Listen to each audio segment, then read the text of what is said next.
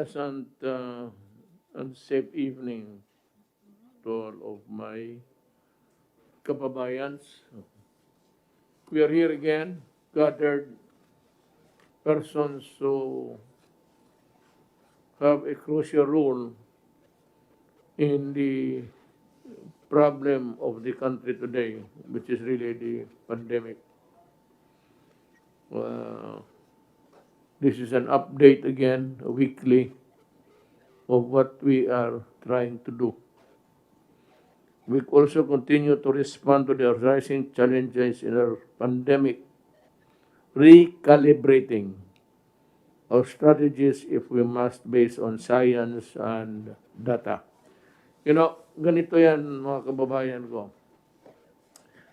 There's no magic wand, or if you want a stronger statement, the magic bullet, the silver bullet that will solve our problems.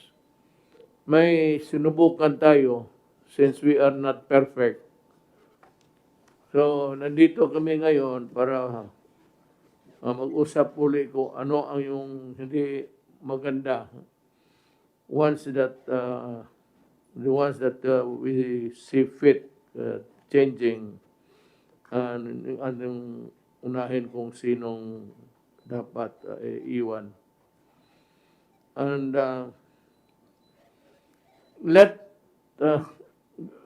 gusto kong ipaalam sa lahat that as upon my oath of office, huwag kayong mag-alala. Lahat ng pera dyan na gastos dito sa away ng COVID ay maa-account. I will hold myself responsible for this sole and solemn duty of answering for and in behalf of the Executive Department of all the funds that were spent in the fight against COVID. Huwag kayong mag-alala kasi yung may kulang o nagkulang, kukunin natin balik sa kanila o hindi. I assure you, I will be the one to endorse the case to the prosecuting office. Ako ang magpirma mismo. If we have through with the investigation, allow the Secretary of Justice to complete his investigation, and his signature on the endorsement will be accompanied by my signature, and that will ensure na ang mga pera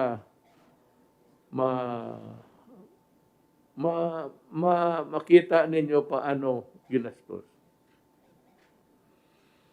I am asking the National Task Force on COVID-19 to properly report on how all the funds were spent and their intended purpose.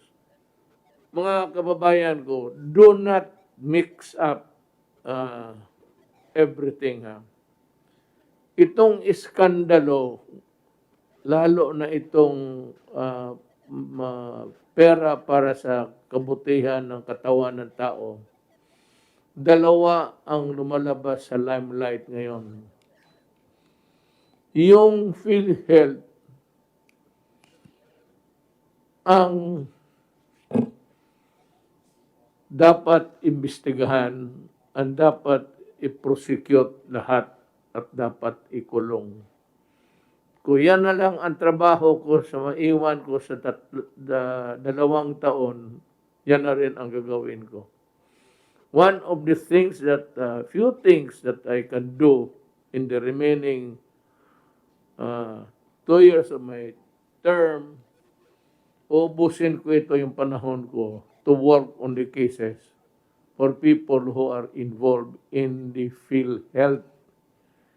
Itong pinag-usapan dito ho, hindi ito PhilHealth. Pera ito sa COVID yung binigay At hindi ito pwede masabi na blank check because that is not allowed.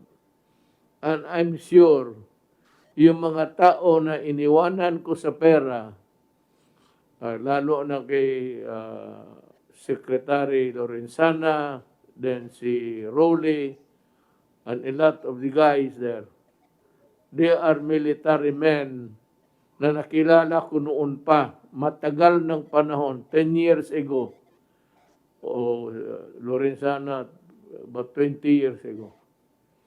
Alam ko, Rowley, they are a bunch of an honest person. Huwag kayong mag-alala. Ikukwenta namin yung pera lahat. Iba yung PhilHealth. Iba yung sinabi, huwag kayong sabihin na prepare na parang cheque. That's a reckless statement. Kasi gumagastos pa tayo, hindi pa tayo tapos. Allow us time to do our thing, spend the money, and there will always be a time for reckoning. And that will be the time when we account for the money that we have used in the fight against COVID. Wag ho kayong ano dyan sa PhilHealth, pati yung itong sa Bayanihan 1 and 2. And even then, itong sa pera sa Bayanihan, I will still impose stricter measures. I will ask the finance guys nadagdagan. Kasali na dyan sila yung task force mismo. At yung pinag-iniwanan ko ng pera, General Lorenzana, General Garbes, General Bautista, at ang buong IATF. Kasali na ako doon. Kaya nandyan yung garantiya. That is my guarantee to you. And including, I forgot to mention, he's always seldom mentioned, si Bebot Belio ng Labor. Kasi bot yung inabit mo, binabasa ko pa sandali lang. Kasi may nag-object, tapos sabi ko, just give me time to review the objection, and I can simply say that huwag mo na masyadong magmadali. Busy talaga ako. Pero itong bot ito nagnakaw ng pera ng bayan, lalo na yung sa COVID, they will go to prison. I am sure. Pag wala akong nakita na magpakulong, magdampot ako ng 3 sa kanila, kulungin ko. Pilitin kong kulungin para may makulong lang talaga sa putang inang ginawa nila dito sa pera na tao.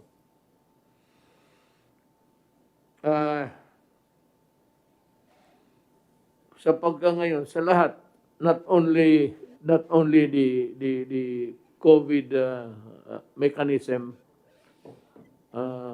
yung PhilHealth, lahat, DPWH, Agriculture, DND, ipapublish yung mga, so they must prepare well in advance, because I would require them to publish in the newspaper, sa 3 newspaper of general circulation. Mamili na kayo kung anong newspaper gusto ninyo. Ipapublish ko ito, ang mga bibilihin. At pagkatapos, ipapublish ko, pagkatapos sa notice, sino yung bidders. Ipangalan nila. I want them na kung saan sila nakatira. In the same manner dyan sa customs ngayon, yung mga consignment na sa mga pangalan lang, hindi na pwede yan ngayon. Somebody must stand for them. Or, if need be, their lawyer. their lawyer together with their clients. Kasi yung lahat ng mga binibigay ninyo na mga address, pagpuntahan ng mga tao ng customs, wala. O alam nila o hindi nila alam. Let us have Jagger. Sabi nila si Jagger daw ay corrupt. Well, that is just a statement. We will know, I said, when the time of reckoning comes. And that is that we will make everybody account for the money of government. Itong sa cabinet, another publication sa disbursement nila, kung ilan ang ginastos nila ngayong buwan na ito. O gusto mo, every 15 days para mas maganda. Every 15 days, you would know how much a department has disbursed money of the people.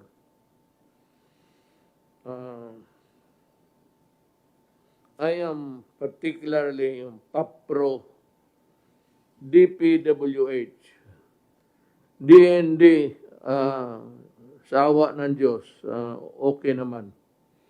Dswd, under General Bautista, okay rin. DPWH, Dole, medyo may, kaya nga may mga objections I am reviewing the objections, but I will allow the rule to apply for them, yung mag-report sila ng respective agency disbursement. Ilagay nila magkano ang ginastos and for what. At the end of the month, maybe, or after, hindi, buwanan, mas maganda. Makita na nila kung yung pinuntahan ng pera, pumunta ba talaga at nagastos, at sino. That is in view of yung sama ng loob ng tao itong sa PhilHealth na ito. Lalo na itong PhilHealth, baski paperclip, i-publish ninyo at sino yung bidder na mag-supply ng paperclip, baski isa. Isabi mo dyan sa newspaper para mabasa. So I hope that I have made myself clear on this. More measures will come. Pero, alam mo, marami ngayon, may naglalabas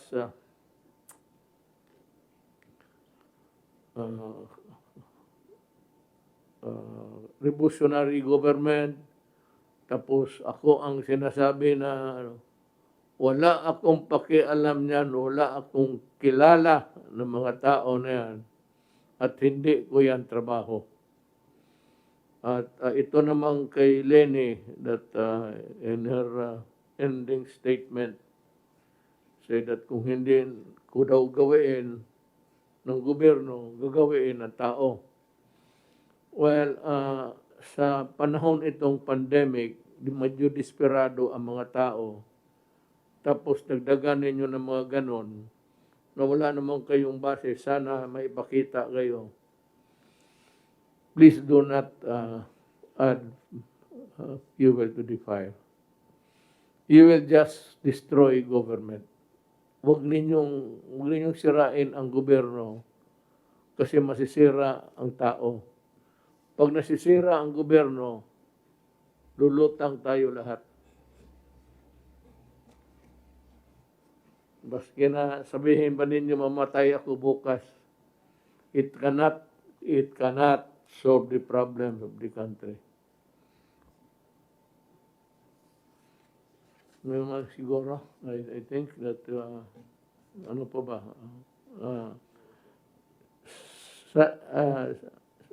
nagbiruan kami. I had another meeting somewhere.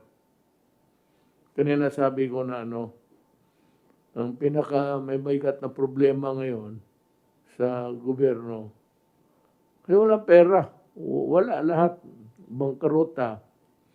Walang ekonomiya tumakbo ng ilang buwan.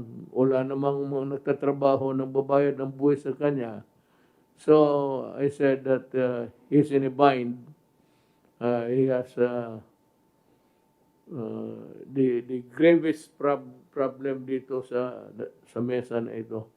Pero he retorted that hindi, ikaw ang may problema. Sunod lang ako. Sa totoo talaga yan. Alam mo, we have to, sabi nga we have to spend, salo na sa COVID, we have to spend, but we must have to spend wisely and correctly. Kaya naiwan. Kasi kung wala ng pera talaga, bangkaruta na, wala naman tayong kumita.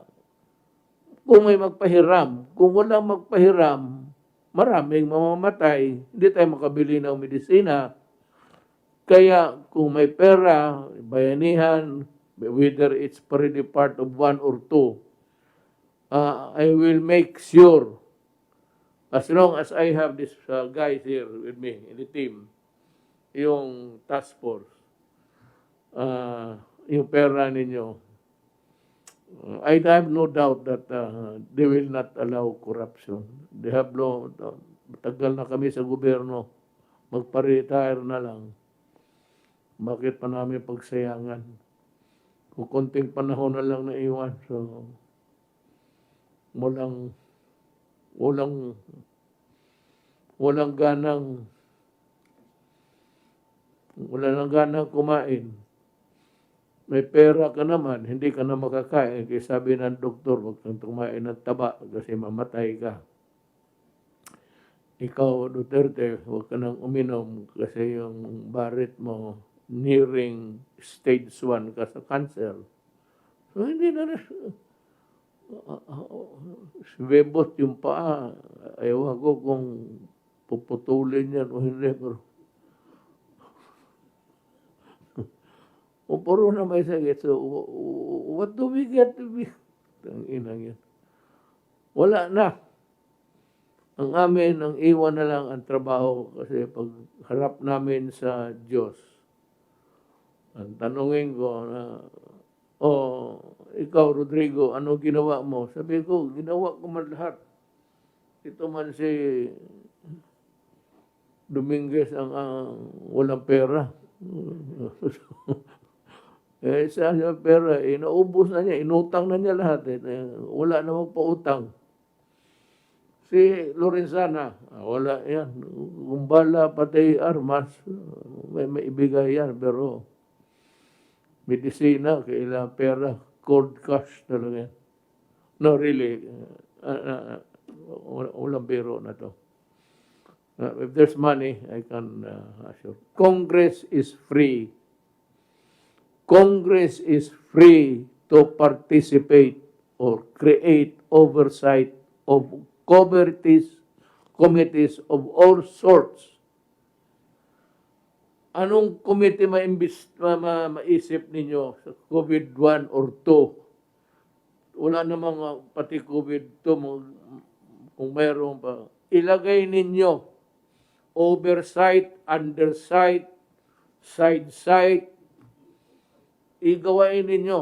At kung gusto ninyo to report yung mga tao weekly dyan para may trabaho tayong lahat. They can report to Congress weekly or at your choosing. Walang problema yan. I'm ready to order that. It is not a matter of separation of powers. Ganyan parang expanded oversight lang. Gusto lang, it is never illegal to know where your money is going. Kaya I urge Congress, ilagay na ninyo ang lahat ng safety measures para walang palpak. Kung gusto ninyo, yun, yung sabi ko, itong sa newspaper, pati yung sa disbursement. Pag hindi pa kayo kontento, tawagin ninyo at ipa-explain ninyo kung ano yung disbursement na yan. Kung saan pupunta at anong benefit na makuha ng tao. I am urging Congress, as a matter of fact, I am demanding Congress to join us in putting up measures to ensure that the money is spent for its purpose. I am willing to give way. At saka, kung gusto ninyo ng accounting for every transaction, pwede rin. It might really cost a lot of time for the bureaucracy. But if you want every transaction to be audited right away for you to peruse and understand, we can do that. I repeat, we must participate everything that will prevent corruption. Okay, Sunny, can you make us the report now? I think you have the money now. You seem to be smiling. Or no money still. Frowning will not do any good. So you might as well smile. Thank you, Mr. President. This is a brief update on the small wage subsidy program under the Bayanihan law that we implemented. So just to give you a quick update on it, it's up there.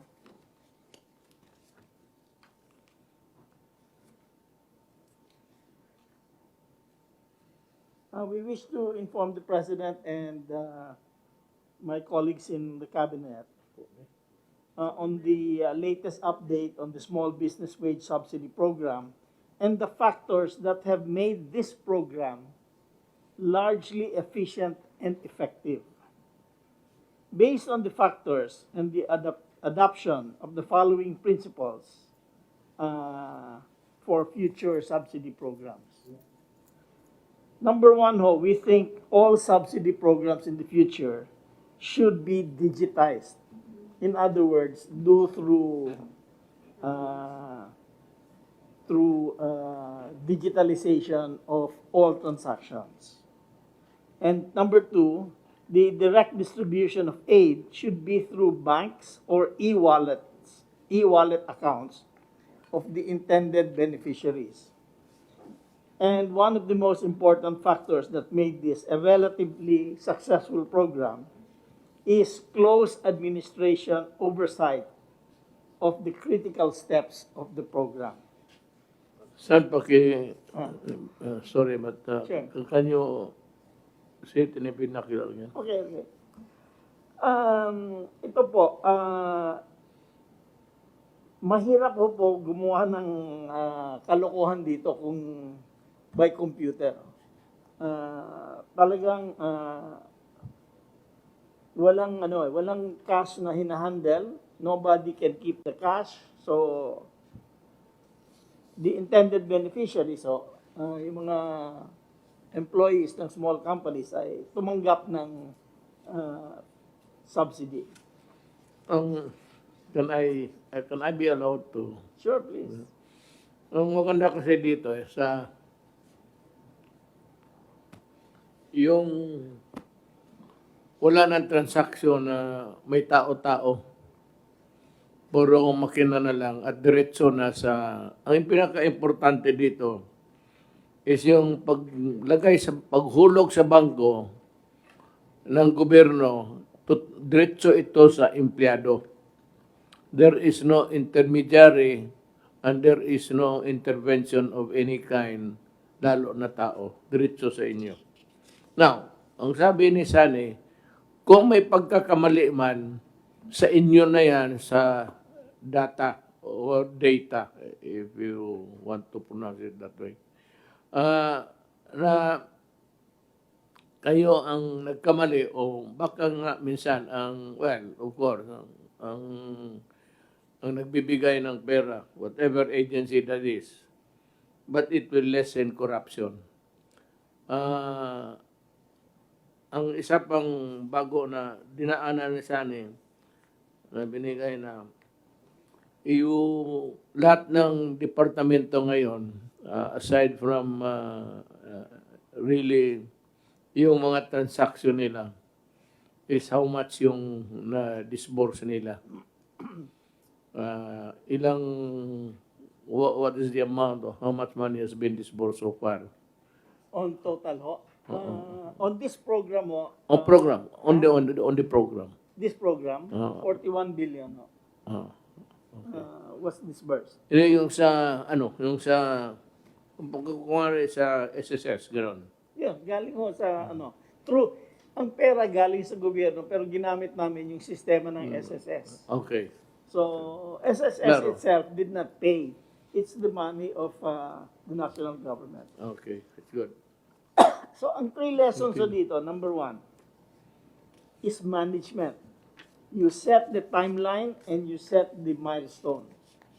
Kung ano ma-achieve at this particular point. Number 2, officials ng SSS, BIR, at saka DBP, at saka DOF, sometimes they met 2 to 3 times a day para lang masigurado na okay yung system, gumagana yung sistema. And finally, kung kailangan, you bring in the experts from the private sector. Hindi natin, government doesn't know everything. So we brought in people from the private sector here, from Microsoft. Pinulungan din po kami ng Union Bank. By the way, Union Bank, malaking shareholder ho sa Union Bank, ang SSS. So they also helped us. So if you have a problem, bring in the private sector to help you. And you can solve it very quickly. But importante ho yung management na every day you are on top of the situation. Do not let any problem grow big. Okay? Kasi pag malaki na mahirap na i-correct. So finally, again ho, that's why ho, we took lessons here at pinasok ho namin sa bayanihan tulo na as much as possible, lahat ng tulong sa tao, give it through the banks, through Lulier, so no cash is handled, as little as cash as possible. So walang mangungupit, walang nawawala, gano'n. So again, we learned a lot of lessons here. But ang pinaka-importante, ang management ng system. Good evening, Mr. President. Maybe it's a good time to make a short report to you on what the task force PhilHealth has done so far since the day that you directed the Department of Justice to create the task force so that these big problems at PhilHealth may be addressed immediately. So I'd like to report to you, Mr. President, that all the component agencies of the task force, including the independent constitutional bodies, which we invited to help out in the task of the task force, have all been cooperating and supporting the task force in the discharge of its functions.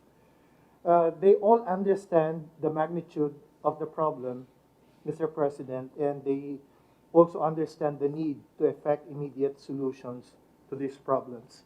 So, Mr. President, the strategy of the task force is as follows.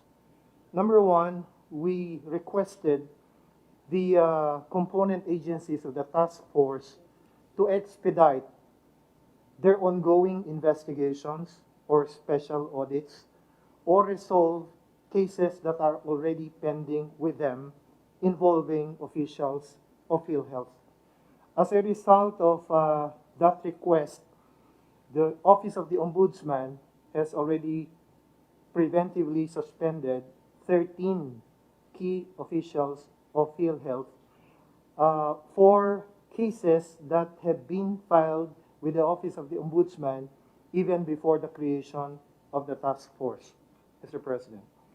In addition, the task force itself has been conducting hearings as a group, and we have invited resource persons and witnesses, but we have zeroed in on certain particular centers of fraud. In the hearings of the Senate and the House of Representatives, and also in other fact-finding or investigating reports. We are focusing, Mr. President, more particularly on these centers of fraud. Number one is the IT system of PhilHealth, as described earlier by Sec Dominguez. Sanya said, this is, as you have said, it's the system that's structured. A good system is good information. If you don't have a good information system, it's not gonna work. Okay. Right now, Mr. President, the impression is that the information technology system of PhilHealth is fragmented, and it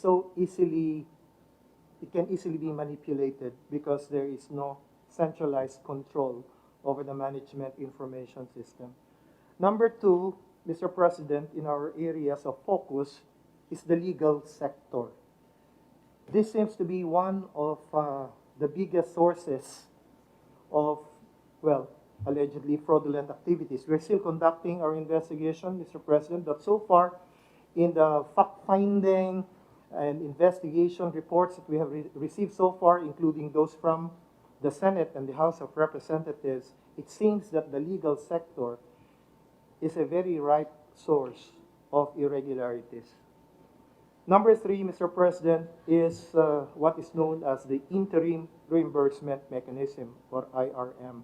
We are focusing on that particular scheme, and this afternoon, the task force held its meeting, which zeroed in on the Interim Reimbursement Mechanism device.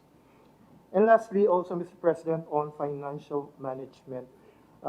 This is, again, one area where we believe that many irregularities in the past have been committed. In addition to the work, Mr. President, of the task force as a collective group, we also created composite teams to follow through the information that we received during the task force hearings or meetings. So these composite teams, Mr. President, are normally composed of the NBI, COA auditors, the AMLC, money laundering, and also the PACC, the Presidential Anti-Corruption Commission. Even as these composite teams are going through the process of investigating more deeply these alleged irregularities, we are also conducting lifestyle checks of certain key officials of PhilHealth so that we can connect the irregularities that we uncover during the investigation with the lifestyle of these people. So there might be a reinforcing effect. If we see that these guys are probably involved in this particular irregularity, they're making money, and it's being shown in their lifestyle. So, Mr. President, our ultimate objective within the time limit that you gave us is to be able to file legal actions with the Office of the Ombudsman. And also, we will try to make use of the reports that we receive from the Senate and the House of Representatives. Because as you probably very well know, the investigations that they conducted were supposed to be in aid of legislation, but the same evidence will be used also for the purpose of filing legal action, and that's a job of the task force. Mr. President, even as we do this, we hope to be able to make recommendations as well for structural reforms at PhilHealth. In the course of our investigation, we'll probably be able to discover what structural reforms need to be done at PhilHealth, and we're hoping that in this regard, Mr. President, the governance commission for government-owned and controlled corporations, which is under the Office of the President, GCG, Mr. President, will be able to make proposals for the reorganization, whether partial or total, of PhilHealth. More specifically, we have broached the idea to the GCG of creating an interim management committee for PhilHealth. And it's something that probably the Office of the President may direct the GCG to do so that they'll do it more immediately. Finally, Mr. President, we hope that the job or the work of the task force may also help in one way or another Congress in crafting new legislation to strengthen PhilHealth and make it more responsive to the needs of the people. That's all, Mr. President. Okay, let me ask you this. This is a very troublesome office for all of us, historically. Can we do it sa customs? Customs, if you go to the customs office ho now, si Jagger has a very sophisticated system for monitoring all the shipments in the main ports in the country. Please visit. You didn't see it eh. You didn't go inside eh. He has done, he's quite advanced sa, sa digitalization. Pero, again, hindi pa perfect. But he's moving towards that. In other words, alam ni Jagger at any time which shipment is being processed in what port. Mm-hmm. So he can, and then they monitor kung magkano ang value ng shipment and how much they collect the taxes. If you use the information well, you can tell which is out of the ordinary, and you can spot that. Now, it's not perfect again, pero it's good getting there. So I think sa SONA you mentioned that e-governance is very important, and I think Senator Go filed a bill on e-governance to eliminate red tape. So it makes it easier for the citizen to deal with you. It makes it easier for you to deal with them. So this is quite an important move. Time to be. We've been training our horses for quite a long time, out of friendship, out of gratitude, helping me. I'm talking about me. Being president, so I had the help of this guy, the support of this guy, the party of what not. Ganito yan kay Jagger. I believe you. Si Jagger naman kasi I told him to fire Humamil. Sabi ko, but it took him quite about a lot of seasons to do it. No, but he was still there. Sabi ko kay Jagger, or through somebody, sisirain kanyan. Kay ito si Humamil, matagal na yan dyan sa airport, napaka-corrupt yung putang ina na yan. Sabi ko, huwag mo niyo ikat yan. Alam mo, yan lang ang nakita ko na dalawang trabaho, board member ng DBP at nagtatrabaho sa customs.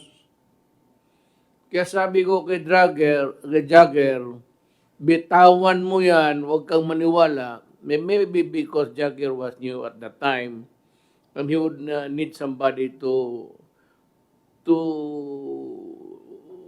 guide him to navigate to all of this hula-bulo sa Congress. Pero sabi ko ito sa Umamil, tanggalin mo yan kasi yan, naglalaro yan matagal na siya. Butit na lang, I think he was also suspended by the ombudsman. Parang double whammy siya. Pero I have to name him publicly for being, ano ba ang tawag ko sa iyo? Sa Bisaya na lang. Putang ina balasubas nga eh. Alam mo bakit Bisaya ka? Ang mahirap sa iyo, sa panahon ko, you took advantage maybe because you helped me.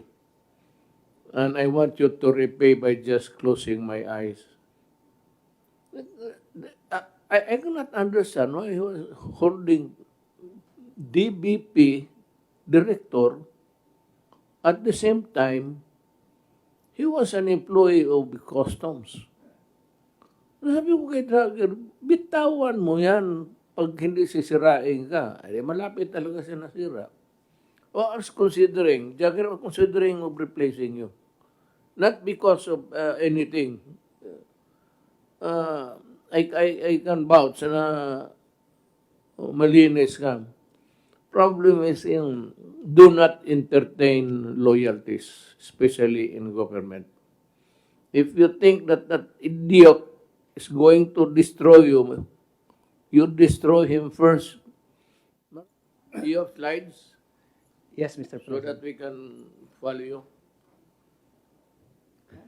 Mr. President and fellow members of the Cabinet, good evening. The purpose of this presentation is to discuss the fund utilization for the Social Amelioration Program, or SAP, under the Dswd and provide necessary updates regarding the number of beneficiaries served for the first and second tranche. At this point, allow me to begin by showing the summary of the Dswd's total budget for the Social Amelioration Program. For the whole implementation of the program, the Dswd has a total budget of 207.6 billion pesos. This is broken down into the 197 billion pesos released by the DBM, which was sent in tranches on April 2, April 16, and June 24, and the 10.6 billion pesos, which came from the realigned regular budget of the Dswd in order to support the necessary budgetary requirements of the program. The Dswd, along with our payout partners, both in the direct and digital schemes, have been working hard to ensure that the subsidy be distributed to its intended recipients. We remain committed in this undertaking to secure the 100% accomplishment rate. This concludes my presentation. Daghang salamat at mabuhay po tayong lahat. Thank you. It's a very good report. The Department of Labor and Employment implemented three major programs, Mr. President, for workers in the formal and informal sectors, and especially the OFWs who have been badly affected by COVID-19. For these programs, Mr. President, we had a total funding of 12,400,000,000 sourced from the DOLE 2020 regular budget, 4.8 billion, Bayanihan 2.5 billion, and the recently released repatriation funds of 5 billion, Mr. President. Nagpapasalamat po yung mga OFW, Mr. President, because we did not really ask for this fund, but we were all surprised when you gave us 5 billion for repatriation expenses. The first major program of CAMP, Mr. President, of DOLE is called the CAMP or COVID-19 Adjustment Measures Program. It is a safety net that provides one-time financial assistance to the amount of 5,000 pesos to workers in the formal sector where there is an employer-employee relationship, regardless, of course, of the status of employment, whether regular, casual, contractual, or even probationary. CAMP has a total budget of 3,311,000,000 plus, sourced from our regular budget funds. It benefited 662,213 workers in the formal sector. We have fully utilized, Mr. President, our funds for CAMP in June 2020. However, our CAMP applicants reached 1.6 million workers coming from almost 60,000 establishments. Hence, close to 1 million workers have not been served. However, Mr. President, all CAMP applications have been shared with DOF and SSS for their small business wage subsidy program. And for this, about 183,000 CAMP applicants have been benefited by the small business wage subsidy of the Department of Finance and SSS. Thank you to Secretary Dominguez, Mr. President. Yeah, with your inspiring leadership, Mr. President, gusto kong ibalita sa inyo at siguro alam na rin ninyo na ang sektor ng agrikultura po ay lumago during the second quarter of the year, 1.6% in spite of the pandemic. Secretary, pardon me, but I know this is not it's not your main line. But bakit maraming recoveries ang Pilipinas vis-a-vis with other countries? Sir, marami po sa atin, sir, asymptomatic po, sir, at saka, sir, mild cases. If you will see in the graph, 55,236 cases. Out of that 55,000, 50,000 are only mild or 91.5% po, sir.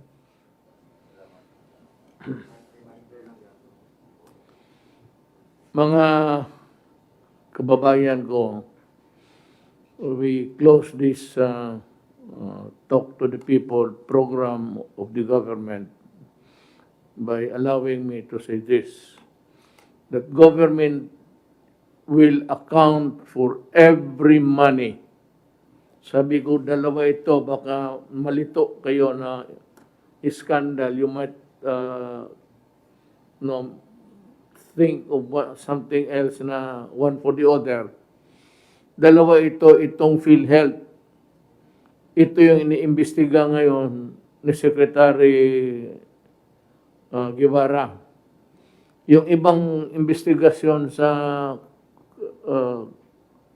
Congress, o bahala sila.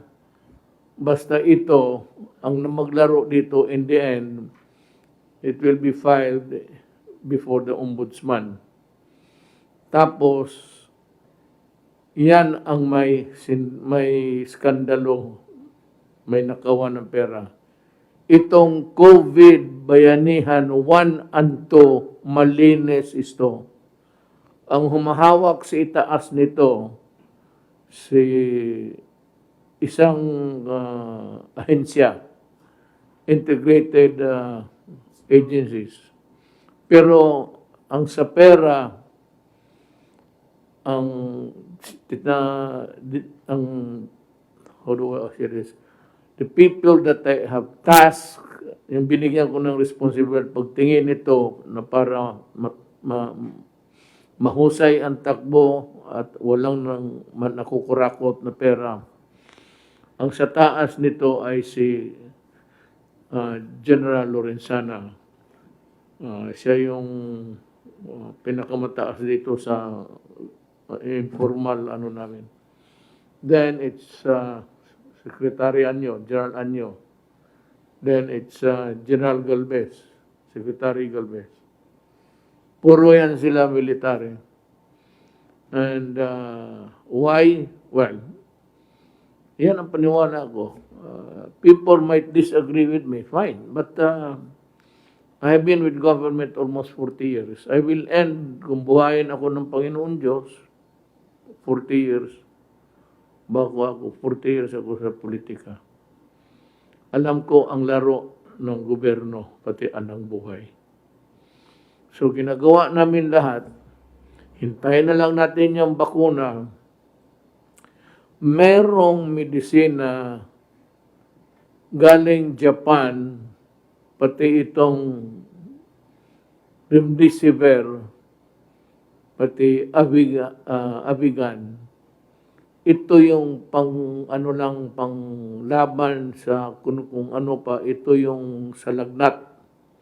Hindi ito yung gamot. Ang gamot yung vaccine. Ang vaccine ay gawa sa katawan ng tao. Malapit na yan, Russia, China, I don't know if anybody, alam ko lang yung dalawa, nag-announce na meron sila and ready and they're willing to help. Both countries have lumabas ng statement that tulungan nila ako. Kung may bayad o hindi masyado klaro noon. But kung may bayad, dahil marami masyado, di utangin natin. Credit na lang. Or hanap tayo ng loan. But if it's not, I'm sure that they are willing to give us that na privilege of borrowing from them. Ang mauna, malapit na yan, ang China any day would announce it. Ang mauna sa bakuna, ulitin ko, ay yung mga tao na nasa listahan ng gobyerno na tumatanggap ng pantawid. Ito yung mga mahirap. Ang sunod yon, yung mga tao na hindi nakalista at mahirap. Hindi kayo. Kaya lang noon, palipat-lipat kayo ng lugar, wala kayong ikangataw fixed address. Kaya hindi ka nakalista sa barangay. Sila ang susunod. Pero mauna sa lahat, ang mga military pati pulis. Kasi kung walang pulis pati military, babagsak tayo. Sino magwardya sa atin? At yung mga taga-gobyerno, kung gusto ninyo, ako ang mauna para magkaroon kayo ng kumpiyansa, or I can be the last Filipino to get, punahin kayong lahat. Pahuli kami. Basta sigurado ang pinag-usapan dito na hindi mahuli ang mga mahirap ngayon dito sa gobyerno na to. Maraming salamat sa inyo. Thank you.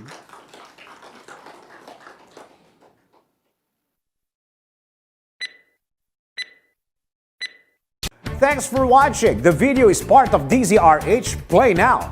DZRH Play Now is the digital platform of DZRH Digital Properties. DZRH News Television Facebook, DZRH Manila, DZRH News Television YouTube, and www.dzrhnews.com. Watch all DZRH Radio and DZRH News Television programs and segments. Magkaroon ng access sa lahat ng DZRH digital exclusives, news, programs, and special reports. Maging maalam sa mga nangyayari. Like and follow all these digital channels. Like and follow all DZRH digital channels and platforms and be updated all the time. This is the DZRH Play Now. Follow us and we will follow you. Serbisyong tapat sa iyo, DZRH.